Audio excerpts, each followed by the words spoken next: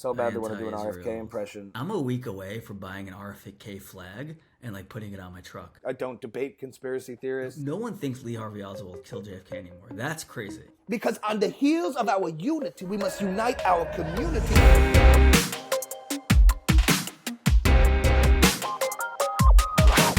Welcome back to... Buckle up, baby. Riverside again. We are remote, but I kind of like this. It's kind of fun. Kind of nice. We're in different states. I am in Los Angeles, and you are in... New Jersey. Yeah.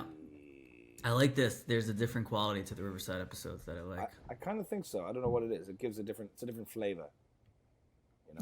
Yeah, and it's nice. We can turn them around quickly too, so we can talk in some self-reflection. It's interesting when you go topical on some of the stuff we discussed, like some of the stuff from our last Riverside, like struck nerves in the interwebs. Yeah, well, yeah. Who knew people want to listen to podcasts about things that are happening in the world? It's not wild, a kiddish. Man. No, but well, the thing with Vivek, proportionally for us, blew up relative to our other stuff. But I was telling you, I think it's right on the Kozak strategy. If you find fiercely loyal small groups of audiences that no matter what you put out about the people they want to hear about, they'll comment and click and watch. So you do that with Jordan Peterson and Gary Vee, and now we're a Vivek podcast. Yeah. It was interesting, and I'm glad you sent me remember we reflected on RFK and my issues with him on the Israel stuff and the Roger Waters stuff, and then you found that clip, and I said, it's a little hard to believe you. What was the clip? What was the clip? So you sent me a clip of, so what happened was he tweeted support for Roger Waters generally, keep fighting the good fight. I so badly want to in response to his so badly want to do an RFK impression. I so badly want to do it. I think it's fair. I think it's like, I really do, because that's how he sounds, just like anybody else. It just is how he sounds. Yeah, and I've been listening to him, and he actually looks great. He looks like he's in great shape, and he's giving his opinions on things, and it's actually not that bad. I don't think he would say, how dare you acknowledge my voice. Yeah, exactly. Like, I don't want to single him. Handicap. Isn't it rude to say, I will not imitate you, softy? He can take it. I agree. Everyone has a voice. They don't choose their voice, and that's the way it is. I just I almost see it as like that was pretty good. He's like a little distant. A little bit back here, and it goes here, and then it comes forward. And realistically, the pharmaceutical industry is. I just think he's so handsome, and it looks like he's in such good shape. If he had like a silky, booming voice, it would be like so appealing. It's interesting, but it's amazing to see how far one can come, even with perceived disabilities or issues, and it's more about how you present, and it's like people just accept it, and that's it. Like, so good on him. Just like on the total sidetrack, when I've been watching these Kill Tony roasts. Have you seen that? Kill Tony like stand-up bits and stuff, and some of the biggest ones blowing up on Kill Tony are these two, like someone with cerebral palsy and someone who can't speak at all, and he uses an iPad. I forget. I want to say his name here, but I can't, and they're freaking out. He writes all the stand-up via iPad and then has a voice that goes, Tony, you look like a worm, and it's like very, very funny because it's good writing. Anyway, back to RFK. I went off because he had written this general support for Roger Waters. He then deleted the tweet, and he went on to clarify on Glenn Greenwald's show. He was being interviewed by Glenn Greenwald and said that the reason he deleted the tweet was, I had generally supported Roger Waters for his views on Ukraine and the war and COVID, but I was not really aware of his views on Israel, and as I dug deeper, he went on to explain that he was very, very strongly against Roger Waters' positions on Israel, and he didn't just make like this classic apologetic case, he didn't start giving talking points of what he's supposed to say to like repair his statements or his relationship with either the Jewish community or the pro-Israel community, or whatever it is. He gave his own opinion about it. That's what I liked about that clip. He was like, no, Glenn, you can't have a double standard with Israel and the Arab world. You can't have a double standard with Israel and the rest of the world. It's a democracy, and it's a flawed democracy like everything else, but it is a democracy. And if you're a dissenting voice, where do you want to be? Do you want to be in the Arab world, or do you want to be in other parts of the Middle East, or do you want to be in Israel? You want to be in Israel. And Glenn was like, yeah, okay, fine. That's all well and good, fine. But Israel's still, like, Glenn was trying to get back to know Israel's still bad a little bit, because he's been very vocally critical of Israel policy, but Israel in general over the years. Glenn Greenwald has. But I would appreciate the fact that RFK Jr. made it's a little weird that if you it doesn't take much to know about Roger Waters' views on Israel and all this obsession with Jews and Israel and all that, but I'll take him at his word. He wasn't aware of it, and so he pulled that because he kind of, basically, when you sent me that, I was like, oh, okay. He cleared that up. He's like, no, that wasn't about Israel stuff, and then he gave his own sort of, I thought out position support of Israel, which seemed genuine to me and thought through. You muted yourself, Michael. You muted yourself. Sorry, it looks like my mic is not coming through as the Yeti. Are you sure? It's coming through as the Mac. Yeah, does it sound good to you? So it's in your headphones, so it sounds good. I would just keep it. Yeah, okay. I think fine. you're using the headphone mics. All right, Tap your mic. Tap your mic like this. Just tap it. Yeah, it's maybe. Not coming through. You sure? All right. Well, if this is. I'm hearing. Yeah. All right. I'll keep it. Keep it here. Yeah, I don't. It says the mic here. Looks a little like a weird robotic dildo, but it's fine. Yeah. Well, if it's not being used anyway. I want to see if your voice changed. Okay. Does it change now? No. Then your headphone mics are good. We're both on headphone mics today. All right. Right. So RFK gave that thing. Yeah. So you're back on the RFK train with. I'm not on the train. Israel train? I'm not on the train, but I'm not off of it in terms of that really turned me off. I was like, oh God, RFK. I'm not that everyone's a one policy thing, but on certain issues where it's so vehemently gross, like what Roger Waters was doing with a Nazi paraphernalia in his show, and then RFK supporting him, not realizing that's what he was supporting. So once he realized that, I guess, he kind of owned up to it and said, yeah, I didn't realize that. That's not what I was. I'm not on board with that. So I sent that clip to you as a wow, look, he's actually has a pretty reasonable stance on Israel. Mm-hmm. That's reassuring. Mm-hmm. But then I watched Brianna Joy Gray's podcast today with Cornel West. You know who either of those people are? I know Cornel West, yeah. So Brianna Joy Gray, the community of our unity. That's why we're Christian, brother. Yeah. She works for Obama in some capacity. She was like a big brother Obama, and that's person. why a sister who worked for Obama is a brother. He, he's running for president. Okay, I've heard. He's running for president, not as a Democrat, but in the Green Party, which I think is significant because he won't be like a write-in. He'll actually be on the ballot. And I suppose if there's a debate, he might be on the ticket too, or whatever, on the stage to have a debate. But so she was talking to him as if RFK, this big drama that like RFK gave into the Israel lobby and backtracked on his courageous statement against Israel, and then they talked for like 45 minutes about the plight of the Palestinian people and how important it is, et cetera, as if what RFK said was like a damaging thing, which I suppose is predictable, but it was a little bit unnerving, especially because Cornel West seems to be pretty cool in every other area or sense. He seems like a fun hang, but I can tell you, the way I feel about Cornel West is exactly how people who hate Jordan Peterson feel about Jordan Peterson. To me, Cornel West speaks in big phrases and lots of word salad and lots of things and says nothing. That's what I hear. When I hear him, I'm like, because on the heels of our unity, we must unite our community to the brothers and sisters around the world, to the plight of the people, of the Christians, the Muslims, the Jews, the Israelis, and the Palestinians, my brother. I'm like, he's extremely confident about every single thing that comes out. But I'm like, you just said nothing. You said everything and nothing. There's nothing there. And I know, I guess ideologically he's a big socialist, Marxist, I don't know. He's espoused those views politically.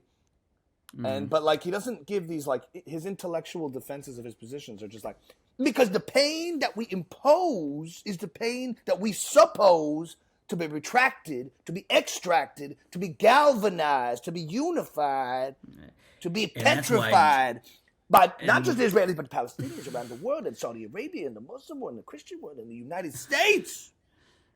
And that's why I'm a Christian, my brother. And that's why jazz is the best form of music. It's all jazz. Whether you're playing jazz, it doesn't matter. Trumpet, trombone, saxophone, drums, bass, guitar. You're doing it all, Brother Michael. And that's why Brother Michael and Brother Ami are discussing and conversing and unifications of the world, my brother. So it's interesting because him and RFK and Marianne Williamson. Yes. Who else? Yeah. You love the no-shot candidates. It's funny. I mean, no. So that's the thing. RFK and Vuzak, I think and Marianne Williamson are both, I think, polling at numbers that would require them to be in a debate. So meaning they're no shot, especially if you like follow the news. But if you kind of look at the numbers and you look at like the not their numbers now, but the what's the right word? The direction, the trajectory, the trend. They're trending in very strong directions. It's interesting that like these three people who kind of talk about like more the soul of America and kind of our ethical responsibilities seem to be hitting a nerve. So RFK was just on Joe Rogan. Well, RFK seems to be the most precise he seems to be the most precise in his positions. The other ones like Marianne Williamson, Cornel West, he's like, Obama, he got a seat at the table, but what did he do with the seat? He sat there, didn't do it.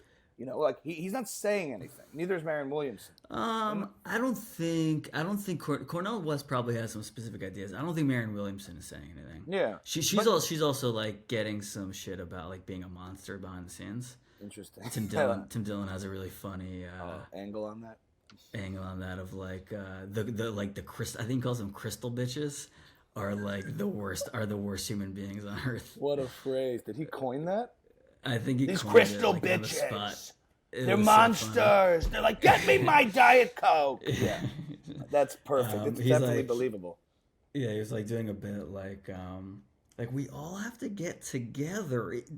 Did I ask for milk in my coffee? Did I ask for milk in my coffee? Like yelling at our assistant. But yeah, right. So he was just on Rogan, right? He has some specific ideas. RFK? But then, he has. I think he has like specific ideas, specifically about like health. And then he went on Rogan. You didn't watch it, did you? I've been. So the way it works for me is, as far as the long form stuff, it takes me a while to like get that into my rotation. But when something is going on, I'm plugged in enough on the now like Twitter, YouTube clips, TikToks, all this stuff is coming my way in like a wave. And have you been following the recent drama of the Peter Hotez to come on and debate RFK? No, let's talk about it's about RFK. It's about RFK based on this episode. There's like I've been seeing all the reactions. So we'll get to that. So Rogan, right? Tell us about that. Rogan, I'll fill you in a little bit on what's going on.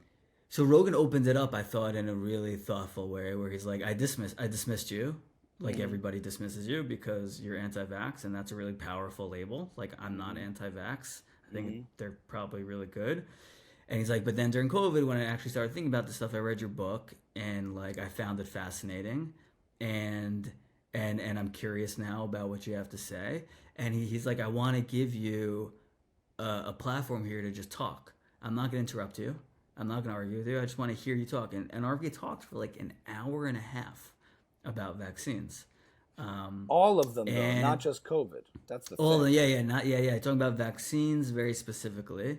And like, obviously, when you hear someone smart talking about a subject they're interested in, it's very convincing. He said something really beautiful, I thought, which I think is like probably the reason he's going to be appealing going forward. Which he was telling the story about how he first got into this whole anti-vax thing. He was an environmental lawyer, and I think he was suing a company for mercury poisoning of the polluting of some sort. There was a group of women who claimed their kids became intellectually autistic? No. I don't want to use the word like mentally handicapped. I don't want to say there were intellectual disabilities because of I only say that because that was the claim for a long time. I don't know if he was So he was involved in that, and this group of women kept coming to him at these like events saying, we want to talk to you about the links between vaccines and autism. And he's like, no, stop. But it was happening like for a long time. And then he said, finally, this woman rang his doorbell with a stack of papers 18 inches thick, and she said, "I'm not leaving your doorstep until you read this." And what he said that was nice, which he said, when a mother tells you about her child, you should listen. He said, these women were coming to me, no one was listening, and I thought someone should listen to them because mothers know their children. And if they have something to say about their child, we should at least listen to them because they might have something interesting to say, which I thought was really powerful and a really powerful way into the Have story. you ever seen a lot of mothers? Have you seen mothers talking about their children in your day, like in your thing? Most of them are absolutely batshit crazy. He's a monster. He's a monster. The mothers complaining to the daycare about their child are the craziest ones in the batch. It's the ones who don't say anything. Right. Most normal moms are like, I don't know. Well, he was trying to establish, like, I wasn't looking for a fight, and I wasn't, and I don't identify with, like, the craziest people who support me. I come at this as a scientist. And whatever you think. And then he spoke for an hour and a half in, like, a very convincing way about how there's basically, I think his point, I think his point is we don't know exactly how the vaccines are affecting children because the studies that need to be done aren't being allowed to be done because of the corporate interests tied up with the NIH and the CDC. So, like, there's some very good indications that they're having harmful effects, but we can't actually know that because the studies aren't allowed to be done. So then I called my friend up, and I was the same friend who I was talking about COVID vaccines with, and I was like, did you see this? I didn't say that. I was gonna get to this. I was like, you should come on the podcast and talk about it, but I didn't even get there because he got very upset by the idea of RFK, and he pointed me to this YouTube channel, this guy who refuted the entire book, and like, how did that sound to you? Did you watch it? I watched it. The guy himself, I want to get him on the podcast. The guy himself, I don't like his attitude and like his posturing really. But I mean, his kind of basic point is like you could make an argument kind of in both directions. Like sort of RFK and his cohort make an argument of like they're Fauci is making so much money off of these vaccines. And like, but he doesn't talk about how much money he's making off the books, and like he's making a ton of money, and all the people on anti-vax YouTube are making a ton of money. And money doesn't necessarily equate to a bad incentive. It's just but that's the argument they make, that the CDC and Fauci, they're all making a ton of money off these things, so we can trust them. So that's kind of like the his general direction of like they're sort of being dishonest in their like approach. As far as like the actual studies go, I have no idea what he's talking about. I mean, you know what's harmful to children? Polio. So, like, I don't know what he's talking about. Right. I mean, and then you imagine... Use your like inner brain a little bit. You know what's harmful to children? Measles. You know what's harmful to children? Whooping cough. Much more harmful than the some percentage of kids that may be affected by vaccines adversely. Like, my whole issue with that is, like, there are such cases, I'm sure, of people who are affected adversely, but I think as we've lived as human beings over the last 3 years in medical innovation, we've seen the overwhelmingly positive effects of infectious diseases being eradicated by vaccines. His argument, I think, is that, again, I'm not supporting or... No, you're I'm relaying. You're relaying what he said was like the autism and allergies and obesity and chronic illness have spiked. This country is massively unhealthy. And one of the things you can point to is vaccines. So yes, they will prevent polio and whooping cough, but they degrade our immune system to a point where we're getting much sicker from other stuff that we shouldn't be getting sicker from. That is we're getting allergies, autism. Yeah, exactly. That's kind of what he's saying. Okay, like, so yes, fill that polio, gap. That could all be true. Those are all going up. We also eat like crap. We also live longer to see new diseases. We also do a lot of different things. So I'm not coming at him. I'm just like, I didn't watch the episode, so it's not fair for me to say anything really. Yeah. Maybe they covered that. Maybe that was a question posed to him. So I mean, what I like about Joe Rogan is he's not there to debate. He lets people say what they're interested in. He's a very sort of like vulnerable, like intellectually vulnerable, curious person. So like the guy sounds smart, and Joe Rogan was like, "Oh my God, you're right. Why am I giving vaccines? Like Wi-Fi radiation? Oh my God, why do we have our Wi-Fi? You're right." So he like completely buys into it moment by moment, the same way I do. Yeah. So it was interesting, and I. At first, when I saw he went on Rogan, I was like, "Whoa, this is gonna be a really big turning point." And now that he did that thing, I have a feeling it's going to be a little bit more mainstream probably to parrot those ideas. And I do think he's going to get like bigger and bigger and more interesting to follow. So, well, I will say this. I know that Joe Rogan historically, before he was the Joe Rogan we know that he is today, has conspiratorial leanings like you do. He likes like secret cover-up kind of things. Those appeal to him. And over the years, he's moved away from his early days podcasts were about had subjects about moon landing fakery and stuff like that. And over the years, he's gotten more informed and more open and away from some of those stuff. But when it gets turned on in him again, you can see him being like, it like lights him up a little bit. But so the thing that's confusing for me is that the vaccine stuff beautifully dovetails with the stuff that Joe Rogan's interested in and most people are interested in now, which is like the corporate capture of government agencies. And I think post-COVID. And he, especially post-COVID. So the way he talks about the war in Ukraine is the same way he talks about autism and vaccines. I don't necessarily know if both of those can be conflated, but he does it. And it's pretty compelling and fun to listen to.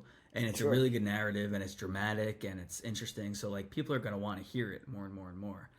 But the correlation causation issue is the issue. It's like there's a lot more immigrants from a certain part of the world in this part of the country today, and more people are vaccinated.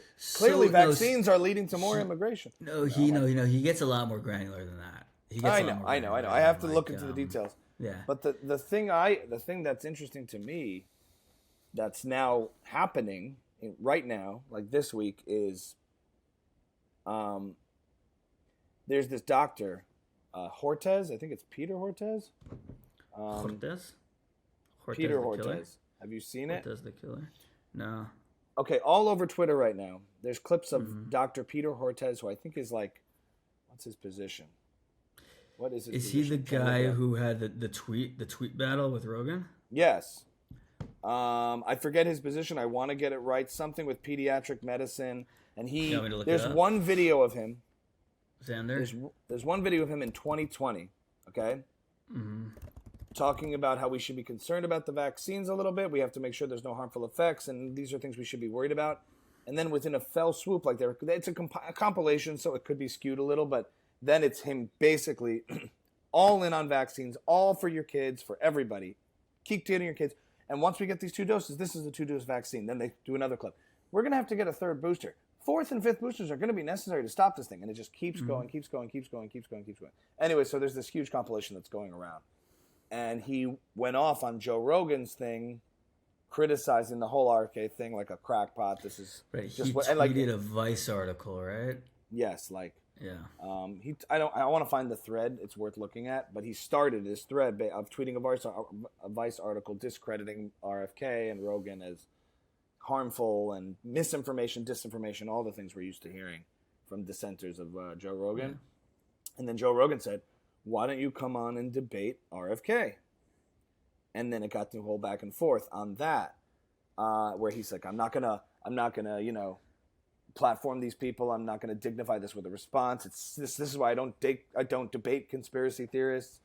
Then Mark Cuban gets in on it and says that's why I created low cost plus drugs, and then goes off on Rogan, which is weird. I like Mark Cuban's like this figure you kind of respect, and he's cool. Mark Cuban says, "You're now the mainstream media, Joe Rogan. You're now the blah blah blah. You're the whatever," and just calls them out as being captured and being like into this narrative and all of that. But now there's this whole. Then Patrick Bet-David, a guy I've been impersonating recently, gets on and says, "Okay, let's assess these for a second. Let's assess these," and he puts a whole thread down. Why not debate? What are you scared of? What are you this? All these things that have gone on. And Rogan offered him $100,000 to debate, right? Now, their argument is always like, I'm not going to dignify this with a response. And I sort of agree that not every wacky idea deserves to be platformed and debated. Somebody get up there and saying, I think gravity's a myth or birds aren't real. They don't necessarily need to be debated. However, if the wackiest ideas or obscure ideas started to get really resonant with a lot of people, and you find yourself on the biggest podcast in the world talking about it and getting all this attention, then it behooves people who have better ideas, according to them, to debate them. Because whether they like it or not, everybody's responding to RFK and all these ideas. So now, whether you think it's conspiracy or not, like you don't have to debate flat earthers, but if all of a sudden, flat Earth was really trending and getting all this attention and legitimacy. Like, then I think it's responsible scientists and physicists should go and debate a flat earther and explain why it's ridiculous and put it to rest. But to hide and say no, like, yeah, not everything deserves a response or a debate, but once it becomes a resonant platformed idea already, you kind of have to. That's how I think. I agree, and also I also think the guy Hotez is probably overestimating. Hotez. I like how you just pronounced his name. I respect it. How many people are gonna watch? Like Rogan had on this guy came on to talk about how Twitter was silencing dissident voices, and so he had the head of Twitter Legal, Jack Dorsey himself, and somebody else on from Twitter to debate this guy. And I saw it was 3 hours. I saw the thumbnail and I was like, this is epic. This is like what was that on? What?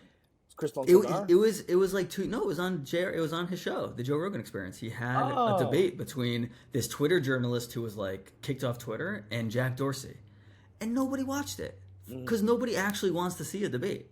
Like this guy will go on with RFK. Everybody will watch 3 minutes and be like, I don't care about mitochondria. I don't care about the CDC. I think it would be a huge episode. I would be really curious to see. I think people will talk about it happening, and no one will actually watch it because very few people care. There was a vegan versus a non-candy. There was like a vegan non-vegan episode debate that took off because it was like a KO for the vegan advocate who made that documentary called. Right. So what was the documentary called? Forks Over Knives. No, it was about bodybuilders and strength trainers who are all vegan. He made this movie about it. Whatever. He made a big movie about veganism. And he's a vegan advocate. But that was a huge episode. I think this topic, everybody wants to hear the real debate. If it's a show and RFK demolishes him or RFK gets like, booted out of the room and embarrassed, that'll be something. But if it's just like a cordial debate where there's like no clear winner but both sides make their case, I'm telling you, I really don't think it would like that many people would tune into it. Truly. Yeah, and that's where I would disagree. I would just say I think this topic, everyone would just want to hear how it goes down, almost like a big sporting event. Like it's such Rogan's platform, this whole thing, this subject, there hasn't been two people debating it the way, like, it's more like somebody goes on CNN, MSNBC and says, they're all conspiracy theorists and it's misinformation, disinformation, and people go on Rogan and talk about what they think. You don't. I think it's if Peter McCullough or Robert Malone got on Rogan to debate Sanjay Gupta, I think it would be. I think people want to hear what they want to hear in a dramatic fashion. I don't think they actually want facts and figures and debate. The same way you look at the comments on our like woke video, like people they watch 3 seconds of it, say what they want to say, get it out of their system, and that's their experience. I mean, look, I would whether or not it would change anyone's mind or move anybody. You're probably right, but I still think people would make a splash. I don't even think anyone would tune in. Let's see. I really hope he does it. He's not going to do it. He's not going to. He's only anything. He's in his position and he has everything to lose and nothing to gain. Yeah. So unless he really thinks he can do it. It was interesting to see the response. So afterwards I googled RFK Rogan, and the big articles that came up was RFK says the CIA assassinated his uncle and he's taking precautions. Their big thing from the episode was like, can you believe this guy thinks the CIA killed JFK and he's taking precautions? Like, this guy is nuts. And you're just like you're so boring. Like, no one thinks Lee Harvey Oswald killed JFK anymore. That's crazy. No one thinks that anymore. And like your big like takedown of him is that the CIA killed JFK and he's crazy for taking precautions. Like you've become so stale. I think that was Rolling Stone's headline, who published his article. They were the ones who published his article on vaccines like 10 years ago. I was like, you've become so boring and stale that like you're supposed to be counterculture. You're Rolling Stone. And your big thing is like, this guy's crazy because he believes our intelligence agencies are lying to us. And I'm just like, you're so out of touch. And this guy's going to get so big before you even realize what's happening. because you're so out of touch with what's going on. There's a certain thing that happened from COVID onward where you start to read into things where the person from the institution making the statement clearly thinks this is common sense and everybody doesn't. They don't even have to make a case for anything, whether it's like a Fauci or CDC thing or the like this guy Hotez or like what you just said. Was that New York Times? Who did that? That was the Rolling Stone magazine. Rolling Stone, where they're assuming common knowledge, like, isn't he crazy, right? We all think that, and that we all mentality in them is just shrinking and shrinking, and they're not aware of it. Yeah. It's almost like the guy in the room who's like, am I right, people? And it's now, and it used to be like, of course, we all agree. And now it's like, am I right, people? And it's like increasingly shrinking. There's an amazing show, you know that show The Idol that's on HBO now? So Rolling Stone put out a story that the production of The Idol was a mess. So The Idol put out a clip about the scene where someone from Rolling Stone comes to the biggest pop star in the world and says, we want you to be on our cover. And her response is basically like, wait, you want me to be on Rolling Stone's cover and you're not going to pay me for it? Like, I have 10 times as many followers as you do, my account. You should be paying me to be on Rolling Stone's cover. You should be paying me to be on my account. I definitely saw this clip.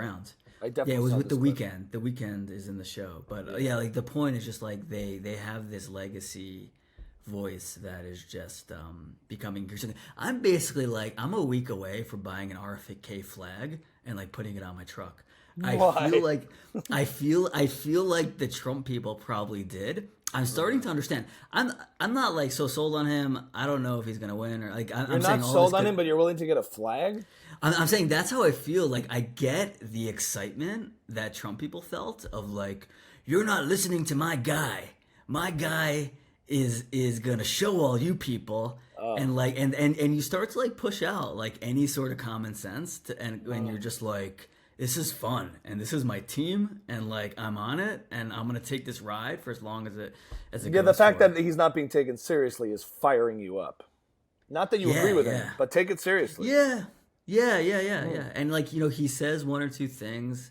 I don't think him and Trump could be compared so much. Maybe I'll be proven wrong and I'll find out he's a total crackpot and I'll look silly for saying all this. I don't really think that you can conflate them, but he says one or two things I've never heard a politician say, and I'm like, yeah, man, like let's go, you know. I don't see the cracks in you right now, so it's fun. He'd have a lot of things to answer for as far as like vaccine skepticism in general. COVID vaccine is a different thing entirely, but vaccines in general, there's all this like just ensuing doubt and hesitancy with these big correlation causation claims. This has happened and this has happened. And I've yet to hear, like, I mean, I'm not reading studies, who is? But what I am knowing is that a lot of infectious diseases that used to exist do not. And vaccine science, in my guess is they're responsible for that. It's pretty scary if you have kids to think about a president who would, like, make vaccines harder to get. You know what I'm saying? Like, that's, like, I'm just like, that's why I think it causes such a reaction from the medical community or establishment, whatever you want to call it. It's because like you're setting us backwards in their mind. You're bringing back measles, you're bringing back polio, you're bringing back things that COVID was nothing compared to this stuff. You couldn't go to the beach, you couldn't go in the pool because you're afraid your kid was going to be crippled, and we got rid of it. Smallpox. I'm like, are you against the smallpox vaccine? Is he against his larger point, and then I think so. His larger point, and then we can move on to this from this. Yeah. His larger point is that the things we think have been making us safe and healthy are actually not the safest, healthiest things we could be doing. For example, and then we can move on, like the Ukraine war.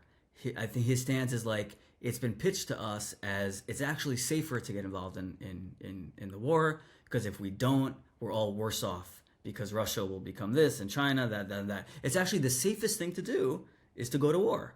And his stance is like no, the safest thing to do is to have peace. And then with vaccines, it's like the safest thing to do is inject yourself with all of these things so you don't get polio. And I think just his response is like, no, there's actually like a safer way to be healthy than that.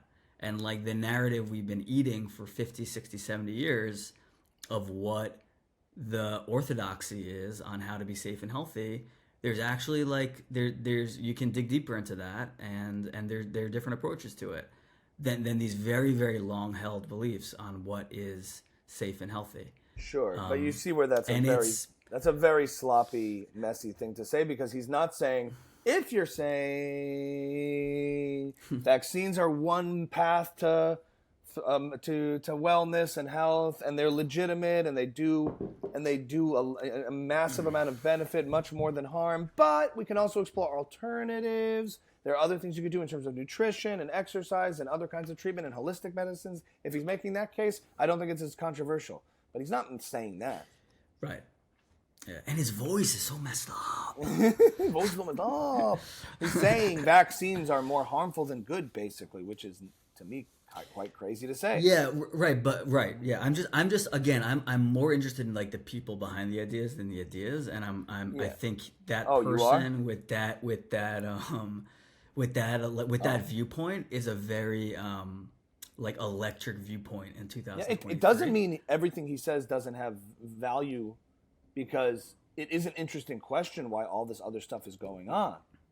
Valid question. Obesity, diabetes, question. A lot of these diseases on the rise. One has to ask themselves why. There's an answer. I don't know. I don't think it's because of the polio vaccine. It's those kind of questions. I think people feel like we're at a turning point, especially with I think AI that's why a guy like him is healthy, because he brings up these questions, and even if he has the wrong answer, and we're at a turning point where I think a lot of people are thinking like we need different approaches and different solutions to the problems that the solutions from the last 70 years aren't working anymore. We need new solutions, and we need new questions, and we need we need new approaches, and here's one guy who's actually saying, hey, I have a new approach for the next 50 years, like, and no one else is saying that, and it's like I think that's going to appeal to a lot of people. Yeah, but the libertarian in me says we don't need new ones, we just need to do the ones that work, that often get ignored. And well, I think a lot a lot of people would say, all right, whatever. Yeah, all right, let's move on to we wanted to talk about Tim Ferriss on Colin and Samir. You watched more of it than I did. I saw some really intriguing clips and really interesting. What was his general angle, if you could sum it up? Tim Ferriss is an early podcaster who made a lot of success in the early days as a podcaster and sort of proved the concept. So what did he have to say at the state of affairs now? He had a lot to say. I thought the two interesting questions that I saw them ask were, why are you doing our show? Because you're like the OG. You can do whatever you want. Why are you doing our show? You don't do a lot of shows. And two, can somebody become a professional podcaster now? Is there still room for a new big podcast? So his answer to the first one, which I thought was the most interesting, was, I'm doing your show because I wanted to see how you guys operate. It's like I wanted to see your studio, and I want to see how you email. I want to see how you approached me and you set it up, and how you got me to the studio. And he's like, I want to see how you guys work, like the real details of what you guys do, which I thought was really interesting and cool. And like, why would you care though? Because I think he's always trying to improve, and I think that shows a lot about how seriously people take the craft and how professional they are. He's like a real like expert in like professionalism and like greatness, and elitism. Well, keep in mind, Colin and Samir have been at it and very, very meticulously at it for a long time, so it's caught his attention. Wouldn't you kill to see like what the email exchange was when they book a guest? Like, I think that'd be so interesting to me. I would. I would love all of that. I get why that stuff is interesting, but not necessarily to Tim Ferriss. He doesn't need any help necessarily. I don't think it changes. I don't think it changes. But so then his other thing was he just started releasing video podcasts, and he said his so I think he wanted to see how they do the video, because they're sort of ahead of him in this video also space. Part of it. So he said. They asked him why he didn't do video until recently, and what he said spoke to me a lot, which was, he's like, video is a whole thing. Like, he's like, where I'm at now, I could tell Robert De Niro, hey, I'd love to interview you. Next time you're in your trailer with 45 minutes to kill between scenes, text me, and we'll do it. And he's like, and that's an episode. like video is, as we know, is not like that. You need, it's a lot of coordinating and setup and editing and all that. So he's like what the way it works for me is, you know, video doesn't really help with that. And then he also said like, you know, you want the right type of follower. He said, I'm not in growth mode right now. And he said, what video is really good at is getting you views and bringing people into your funnel to maybe possibly become a subscriber. He's like, I'm not so interested in getting 100 million views of people who might think I'm kind of cool. He's like, I want someone who watches everything I do and buys my books and follows me around the country, et cetera, et cetera. So video, he wasn't convinced for a long time that video would actually help him accomplish that, which I think is something we've found. You know, we are in growth mode, but you know, the follower you get from a video is not quite the same as you get from... No, but we're in the mode that he's describing that he's not in. So exactly, yeah, right. And even we see though that like what does an Instagram follower mean? I don't know. We don't know exactly yet. Right, he wants a listener. He wants someone who will listen to an hour of him talking.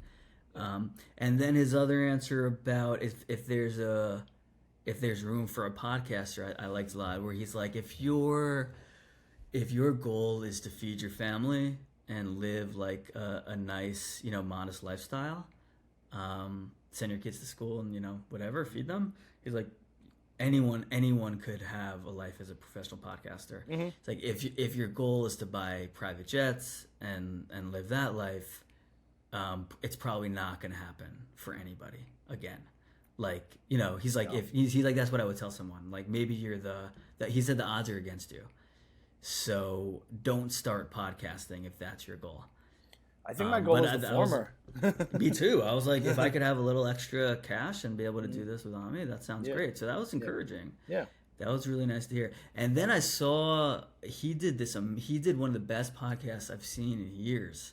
And I don't listen to Tim Ferriss anymore, but for whatever, I got a thing on my feed that he was interviewing the creator of Marvel Studios.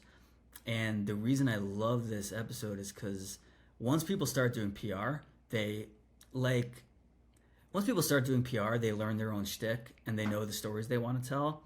Like, I heard Al Franken go on 2 different podcasts and tell the exact same story with the exact same amount of enthusiasm, and it was like such a turnoff.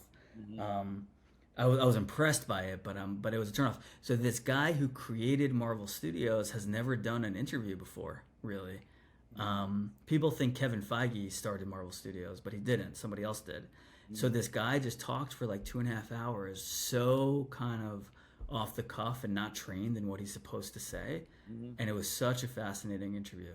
So we'll put that in the notes because that's really worthwhile. But it really shows actually put stuff in the notes. You do that, right? We don't just say. I do that. Yeah, I'll put links. Yeah, he Tim was Ferriss talking is about the machinations. Tim Ferriss is a different. I want to hear the substance of it, but Tim Ferriss is just a different level of skill as a podcaster. You always get a different interview with the Tim Ferriss version of a person doing a run of podcasts. In a way, Joe Rogan is too. But like Tim Ferriss has a truly unique style. It's so prepared. It's so detailed. It's so different. Yeah.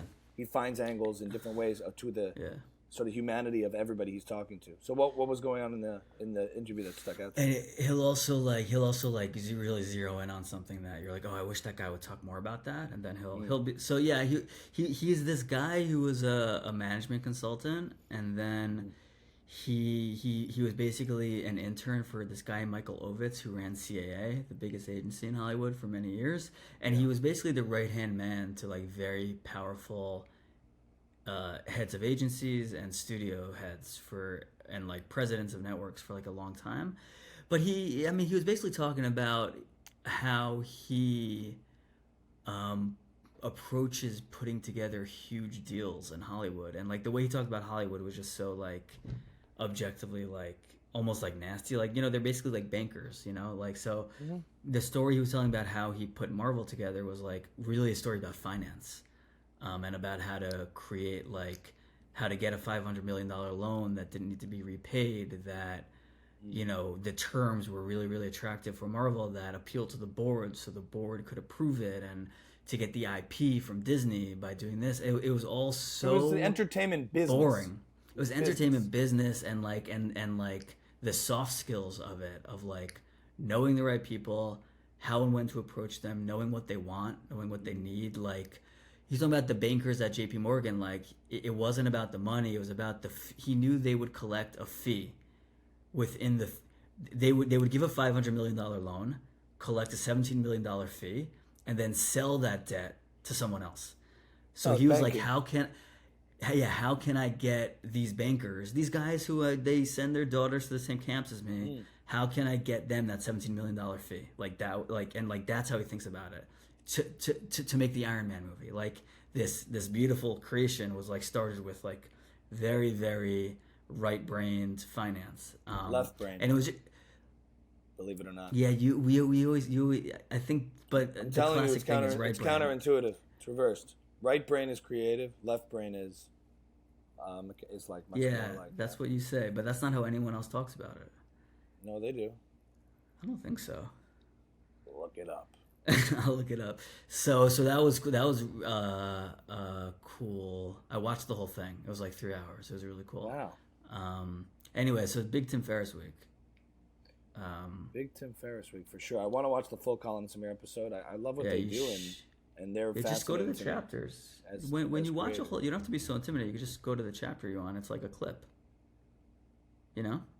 Yeah, I know. I mean, I just mean checking it out. Sometimes I like to just watch it sequentially to see how they do the interview, how they structure it, how it breathes.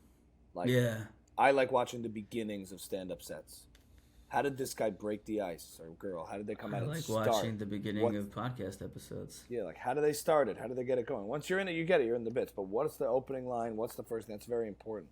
Yeah. So like I always try to like zone in on like, okay, someone has a special. There's clips going out. Where's the beginning? I want to find the first clip because I want to see how they got this thing started. On comedy. You ran into Eric Weinstein. Yeah, we'll talk Eric Weinstein. We'll wrap up on Weinstein and the roast of anti-Semitism. Yeah. Yeah, dude. Can we go in reverse order? Yeah, please. I came here for a bunch of music gigs, and I happened to come here a day early, and our good friend of the podcast, Elon Gold, put me on his list for the Roast of Anti-Semitism, and I went as a guest to attend at the Saban Theater.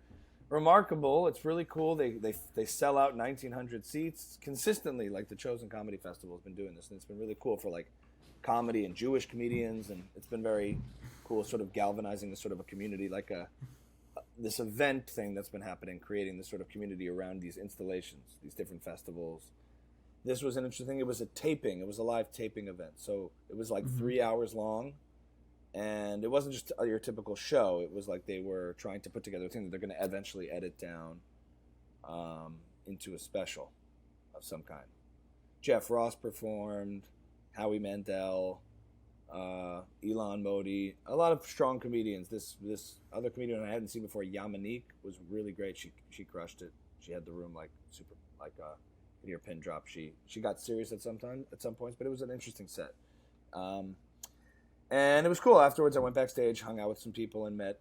I got to meet Jeff Ross. I met him a few times. He's a really sweet guy. He hangs out like in front of the stage afterwards, and it's like, "What's up, buddy? How you doing, buddy? Good to meet you, buddy." You know.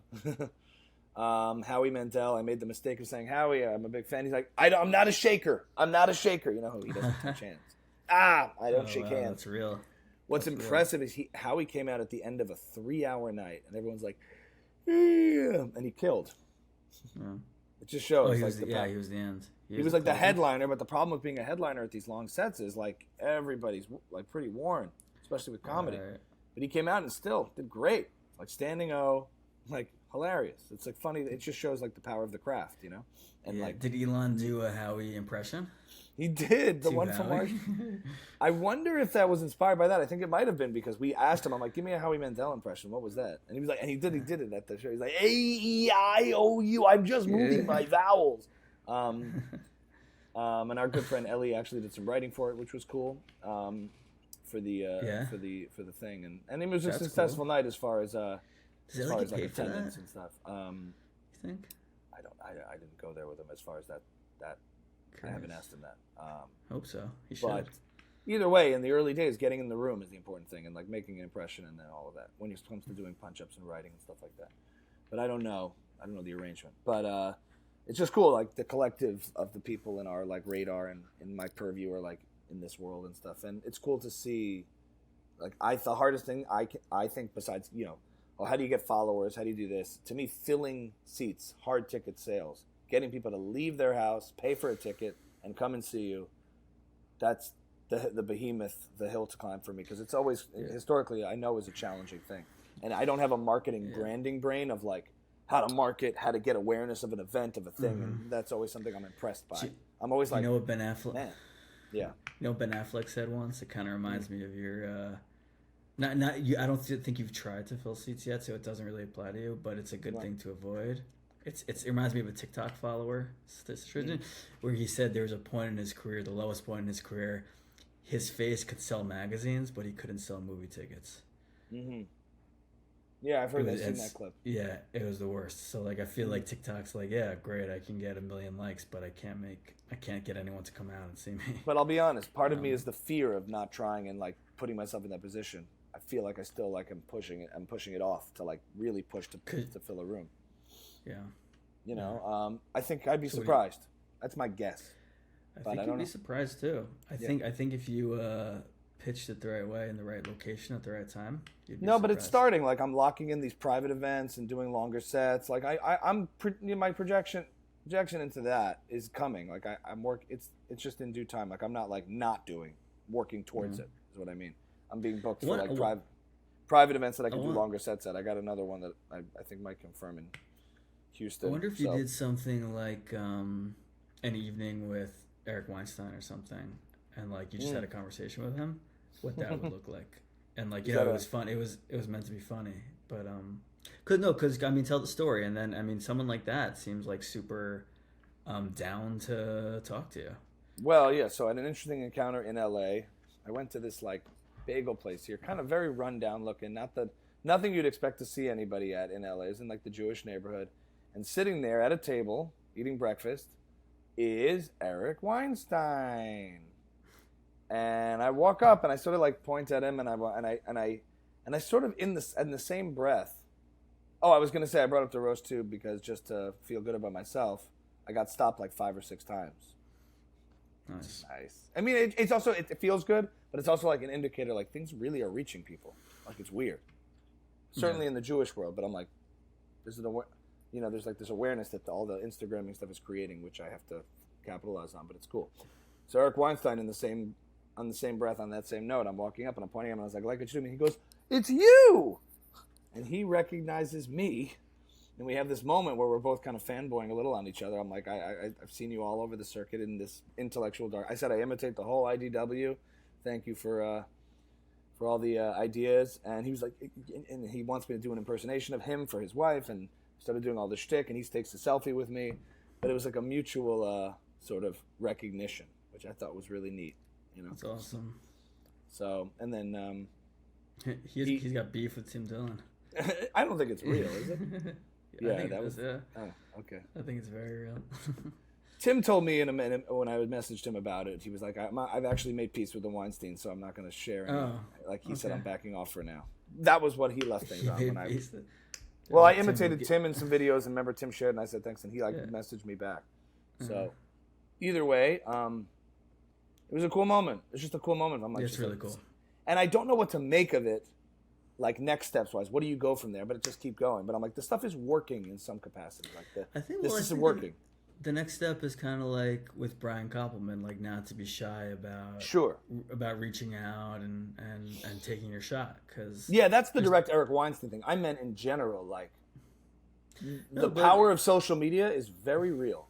It's real in terms of awareness, recognition, like creating a profile that's and like a brand or whatever that's recognizable, that people know. Like it's pretty wild that it does lead to results, like whether it's VCon or whether it's bumping into these people and like on the path towards something that I'm working towards, a sustainable like place to be where I can be creating the stuff I want to do with 1,000 true fans model. Like it's all through the engine of social media, and it's pretty amazing the impact it does have. In terms of creating that first steps of seeding the ground of awareness of what you're doing. I find that to be really, it never ceases to amaze me. I'm making this stuff from like, a little room studio in my house, and I'm just making it on a phone, and it literally is reaching millions of people, and it's like, wow, interesting. Not a humble brag per se, but more of it's both, but it's also just the power of this technology. You could at Brad Pitt a few times with an accurate impression, and he'll see it. Yeah. Likely than not, he'll see it and maybe like it and react and share it. This is just stuff that, like, 10 years ago or whatever, in the old Hollywood, in the old whatever show business, was never possible. Everybody was closed off. And I'm just reminded each time when this kind of interactions happen that it's not just in my head, like, you know, vanity metrics, you know. For sure. So let's keep at the grind. We are in the growth phase. Sorry, Timmy. We're definitely in the growth phase. Sorry, Tim. So yeah, we have some outreach to do. We have some strategy, and we're going to execute on that this week. Yeah, I got some big. Any Apple Vision Pro update, Michael? Not really. No, I just think I saw Scott Galloway. A lot of people are shitting on it, and I get really big iPad vibes of when the iPad came out. Everyone was like, "Great, a bigger phone," and I'm just like, I just feel like you're wrong. I think it's the first step towards, in a very long process of getting the phone into our eyes. And not a lot of people are going to buy this thing, but like in 15 years when we have contact lenses that are doing the Apple Vision Pro, you're like, oh, that's what that was. Okay. You know, and Scott Galloway a year ago was like, we are witnessing the implosion of a man that is Elon Musk. He is falling apart. He's going to be nothing. This is all falling apart. Yeah. He's kind of famous for being wrong, actually. He'll joke about it. He'll joke about how his predictions are off. Like, seems like Twitter's doing okay. They're signing big names, a lot of talent. It's become a place where things are kind of booming on terms of free speech stuff. So Elon Musk did not implode. We'll see. We'll see. I mean, we're in a crisis right now. He admits that he's famous for being wrong. That's fine. Yeah. He'll say, like, you know, he'll make the worst stock picks and things like that. Yeah, well, that seems like a good place to wrap up for this one, Mikey. We did good. You spoke a little too much. I probably could have done more. I'm just kidding. Well, it's with Riverside, you can just silence me, which is nice. So you can just hear yourself. Yeah. Beautiful. That's what we'll do. Nice. We have a lot of multiple episodes to clip and share, like, at the same time. That was really creepy. That's what I'm always doing when I'm not on camera. We got a lot of... Like this one last week, probably maybe more in the compliment. Great comments on the compliment episode. That person was like, this is incredible. Nice. Yeah. What do you do when you have a great podcast episode on YouTube and no one's watching? What is there to do? You keep going because you have the right product. And that's what Bill Burr said. You know, you play into the abyss, but you're killing it to the abyss. And eventually the abyss will fill. Yeah, I think someone said this is like, wow, how is this so underrated? This was one of the greatest podcasts I've ever seen. That was nice. So of all the little people, of all the small amounts of people watching, it takes one or a couple people to say, I found this. Let's talk. I'm not sure it'll happen overnight. But you don't need one really big person. You need like a lot of really small people. Like, instead of like one like really enormous man, just a lot of short people. And then you're good. On that note, episode 64 will continue in person. Let's get this out... Tomorrow. Tuesday. Should be out Tuesday. Yeah, we'll get it out. What day is it? Tuesday. Thanks to Autopod. Yeah, baby. Yeah, baby. Gotta get them to sponsor us. Click.